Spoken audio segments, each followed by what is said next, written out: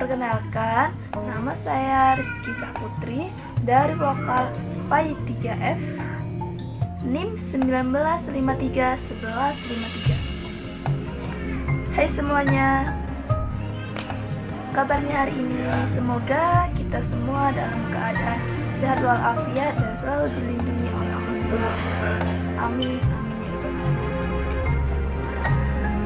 Baiklah, pada kesempatan kali ini saya akan menjelaskan tentang isi pokok ajaran Al-Quran. Ada yang tahu apa saja isi pokok ajaran Al-Quran? Isi pokok ajaran Al-Quran itu secara garis besar ada 7.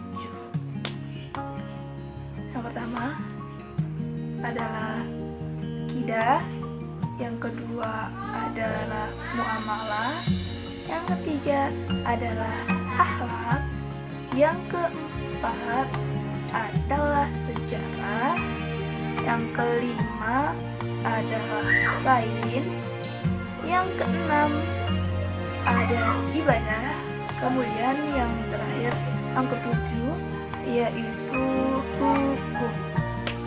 Baiklah, saya akan menjelaskan yang pertama yaitu akidah.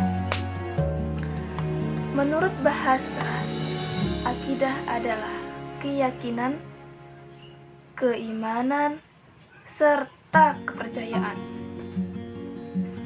Kemudian, secara istilah, akidah adalah kepercayaan sepenuh hati terhadap sesuatu yang diyakini kebenarannya, sehingga tercermin dalam tingkah laku dalam kehidupan sehari-hari. Dalam akidah ada isi pokok ajaran, yaitu rukun iman. Itu adanya rukun iman yang percaya kepada Allah, malaikat, kitab, rasul, hari akhir, qada dan qadar. Itu adalah isi pokok ajaran akidah.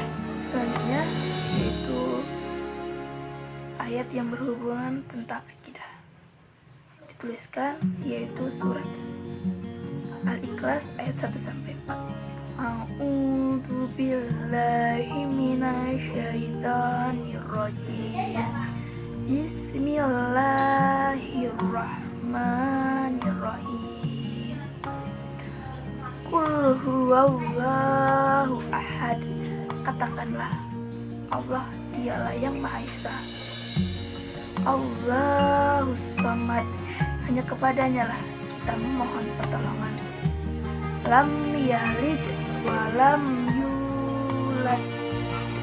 Dia tidak beranak dan juga tidak diberanakan. Walam yakul lahu kufuwan ahad. Dan tidak ada seorang pun yang setara dengan dia. Shadaqallahul azim.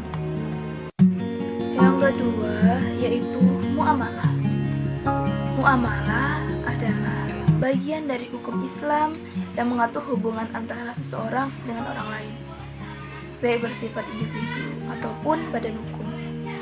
Pada awalnya, istilah muamalah mempunyai pengertian yang luas, yaitu segala sesuatu yang berhubungan dengan manusia dengan sesamanya dalam masyarakat. Namun, sekarang dipersempit cakupannya muamalah, yaitu hanya menyangkut permasalahan hak dan harta yang muncul dari transaksi antara seseorang dengan orang lain. Contohnya, jual beli, sewa menyewa, perserikatan.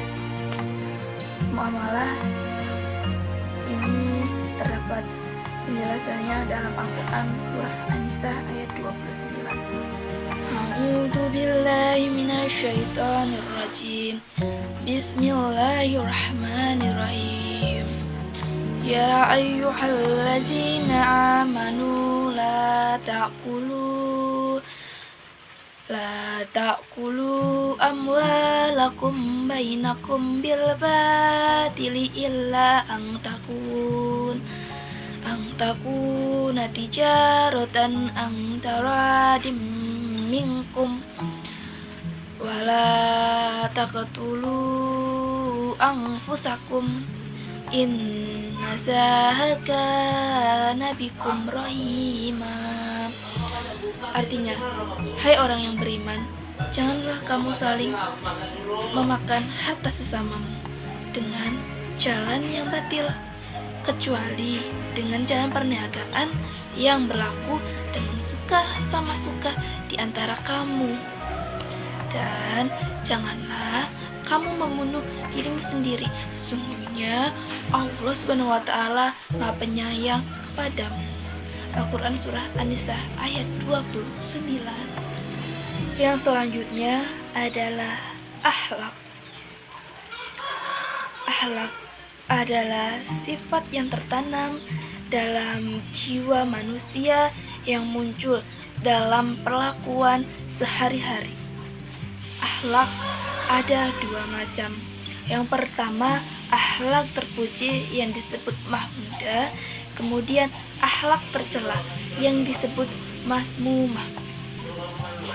Kehadiran para nabi di atas bumi ini adalah untuk mengubah perilaku tercela dalam diri manusia. Konsep yang diterapkan oleh nabi adalah Al-Quran sebagai mana yang berhubungan dengan akhlak. Sebagai yang pernah dinyatakan oleh istri Nabi Aisyah. Karena itu kita temukan banyak ayat Al-Quran yang berhubungan dengan akhlak. Salah satunya yaitu pada surat An-Nahl ayat 90. Sejarah di balik suatu peristiwa sesungguhnya terdapat banyak pelajaran berharga. Di dalam Al-Quran contohnya menjelaskan tentang sejarah para nabi dan umatnya untuk dapat dipetik pelajaran untuk manusia. Fungsi sejarah menjadi pelajaran agar yang positif diambil dan negatif dibuang. Secara garis besar, sejarah memiliki fungsi pertama yaitu menjadi pelajaran bahwa sesuatu peristiwa atau informasi tentang suatu peristiwa yang memang benar-benar terjadi. Yang kedua yaitu sebagai ibrah atau pelajaran untuk mengkokohkan keimanan dan membimbing manusia ke arah yang lebih baik. Al-Quran yang menjelaskan tentang sejarah yaitu surat Yusuf ayat 111. Yang selanjutnya yaitu sains. Islam mendorong agar umatnya untuk memiliki ilmu karena kebodohan adalah penyebab dari kemunduran. Meskipun kitab Al-Quran tidak disebut sebagai kitab ilmu pengetahuan, namun di dalam Al-Quran terdapat banyak ayat yang mengandung tentang dasar-dasar ilmu pengetahuan dan teknologi. Dasar-dasar tersebut dapat berguna dan digali oleh manusia untuk menjadi pelajaran dan dikembangkan. Allah berfirman dalam surah Al-Waqiah ayat 71 dan 7. A'udzu billahi minasy syaithanir rajim. Bismillahirrahmanirrahim. Afara'aitumun narallati turun A'antum ansha'tum sajarataha am nahnul munsitun. Artinya, maka terangkanlah kepadaku tentang api yang kamu nyalakan dengan menggosok-gosok kayu. Kamukah yang menjadikan kayu itu ataukah kami yang menjadikannya? Al-Quran Surah Al-Waqiah ayat 71 sampai 72. Syadaqallah. Yang selanjutnya yaitu ibadah. Ibadah adalah suatu tujuan utama umat manusia hidup di dunia ini. Ibadah merupakan suatu penghubung antara manusia dengan Sang Khalik. Ibadah merupakan suatu pengabdian manusia dengan Sang Khalik. Ibadah juga dikatakan sebagai rasa syukur manusia terhadap Allah Subhanahu wa Ta'ala karena telah memberikan nikmat kepada manusia. Ibadah juga dapat dijadikan sebagai tolak ukur keimanan manusia. Seseorang yang memiliki keimanan yang baik, maka kualitas ibadahnya juga akan baik. Sebaliknya, seseorang yang memiliki keimanan yang buruk, maka kualitas ibadahnya juga akan buruk. Allah berfirman, Al-Quran Surah Al-Zariyat ayat 56. A'udzu billahi minasyaitonir rajim. Bismillahirrahmanirrahim.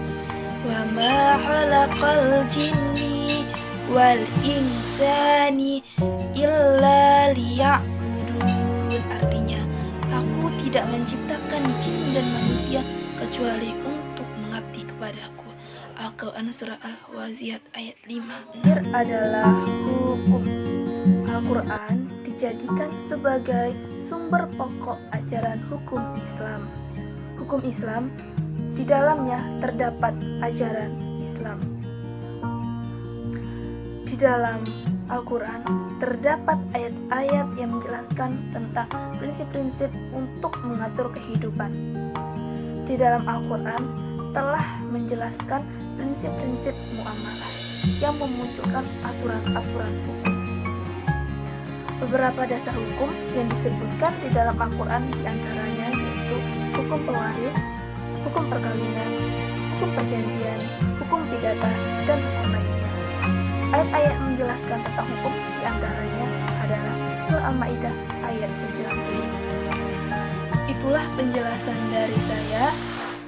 Kurang lebihnya saya mohon maaf karena kita masih sama-sama belajar. Kepada Allah saya mohon ampun.